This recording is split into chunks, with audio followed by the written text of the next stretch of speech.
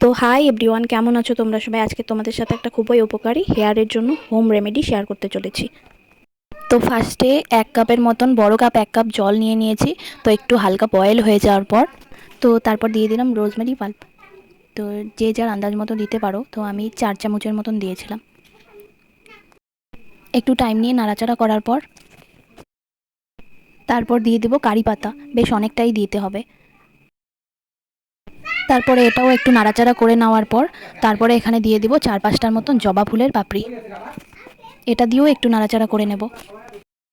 তারপরে আবার একটু পরে দিয়ে দেব মেথি, 3-4 চামচ মেথি দিয়ে দেব। এটাও একটু ফুটতে দেওয়ার পর একটু নাড়াচাড়া করব। তারপরে দেখবে একটু চায়ের কালারের মতন কালার চলে আসবে। তো এটা কালার চলে আসার পরে বুঝে নেবে এটা রেডি হয়ে গেছে। তারপরে একটু ঠান্ডা করতে দেবো। ঠান্ডা হয়ে গেলে ছাঁকনি দিয়ে ছেঁকে নিলাম। তো ঠান্ডা করার পরে আমি 2টো বোতলে স্টোর করে নিয়েছিলাম। এটা শ্যাম্পু করার আগে ইউজ করতে পারো, আর অনেকে রাতেও ইউজ করে। হোমমেড, তো একদম সেফ। তো চুল পড়া কমে। তো এটা তুমি তেলও ইউজ করতে পারো।